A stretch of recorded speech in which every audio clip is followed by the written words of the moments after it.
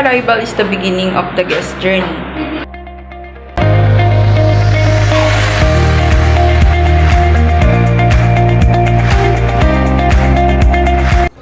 Now, we have the guest cycle. The arrival stage is where we always put our best foot forward for our hotel guests. The actual impression of our service occurs in the arrival stage. Hotel management must ensure that all wow factors of the hotel property are in place. The hotel lobby should always be spick and span. In this arrival stage, a number of touch points must be considered. Number 1 is handling guest luggage. Number 2, the hotel guest registration.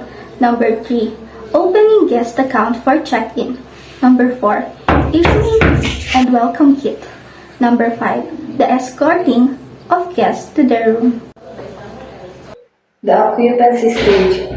The occupancy stage, or also known as in-stay stage, is where the hotel guest is utilizing the guest room and availing different hotel service that they need and want. In this stage, the majority of touch points are being handled by the housekeeping and food and beverage team. Those touch points include the following: room cleaning, turn-down service, laundry pressing service, in-room dining, food outlet and bar dining, use a hotel facilities such as swimming pool, gym, spa, etc. Also, in departure stage, we have a luggage handling, and next is the surrendering their keys and conducting room inspections. And also, we have the checkout process. The hotel guest cycle is divided into 4 fundamental stages. 1. Pre-arrival, 2. Arrival, 3. Occupancy, and 4. Departure stage. Director of rooms must have the following competencies: corporate communication skills, negotiation skills for both internal and external customers, planning skills, project management skills, problem-solving skills, leadership skills, strategic thinking skills, staff motivation skills, cross-cultural and workplace diversity awareness.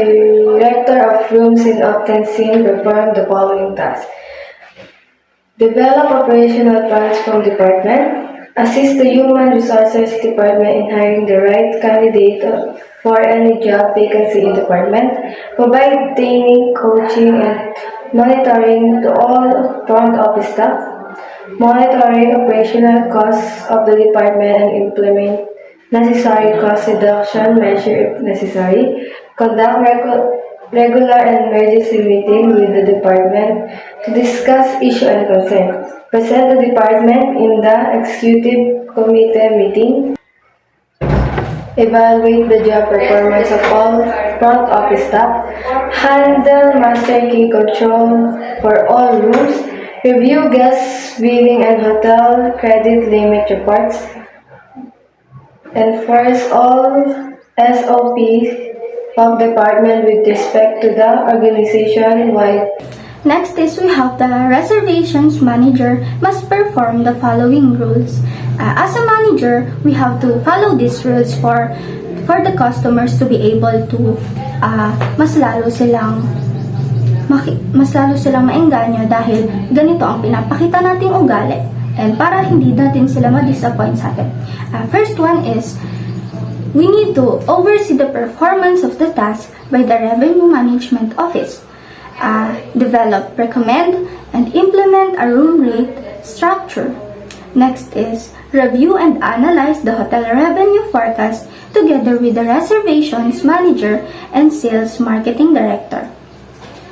Next, we also need to provide training, coaching, and mentoring to all revenue management staff. Assist them with the human resources department in hiring the right candidate for any job vacancy in the department. So, as a manager, kailangan po natin itong sundin para mapalakad natin ang ayos, hindi lang ang ating mga empleyado, isa na din doon ang ating mga guests. Front office associates must perform the following tasks: register your guests and accommodate their requests. Assign guest room to arriving guests. Assign in free registration and blocking of rooms. Provide hotel information to the guests.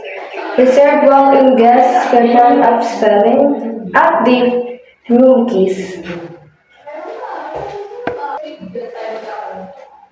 Utilize office equipment efficiently. Progress guest check out. Update the guest folio and city ledger. Handle guest message, email, and parcel delivery requests. Perform produce in accessing safety deposit boxes. Operate the PMS efficiently. Handle suspicious looking character in the hotel lobby in coordinately with the security team. Handle suspicious looking character in the hotel lobby in coordination with the security team. Respond to all emergency concern in the hotel. Next is we have the front office cashier, and they also need to perform the following tasks for them to have a good work. The first one is they have to operate the PMS efficiently, and they also need to prepare and present the hotel bill to the guests. Post charges on all hotel rooms accurately. Prepare a daily front office cashier's report which is submitted to the accounting department. And lastly, they have to handle the hotel bill, disputes and complaints together with the front office supervisor. All front office staff should have the following basic competencies to perform tasks efficiently and effectively. Provide quality guest service, exhibit professional hotel appearance and decorum to all times, polite and hospitable dealing with the internal and external customer, compliance with the job safety policy and producer.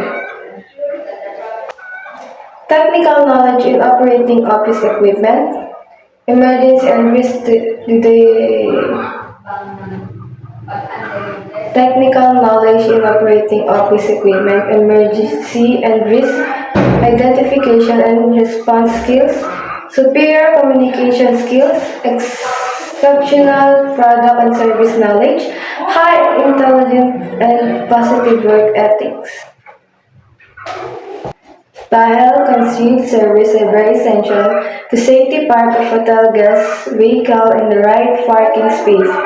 Courage, on the other hand, is the information center of the hotel. Provide quality guest service, exhibit professional hotel appearance, curriculum all times, polite, hospitable dealing with eternal. Tile concierge service is very essential to safety park of hotel guests' vehicle in the right parking space. Courage, on the other hand, is the information center of the hotel. Provide quality guest service, exhibit professional hotel appearance. The common front office terminologies are account receivable, bell desk, cancellation charges, concierge, guest registration card, no-show, point of sale, rack rate, in uniform services, and guild management. Accounts receivable are the amount of money an organization has the right to receive within some specified period, up to 30 days, against the delivery of products and services.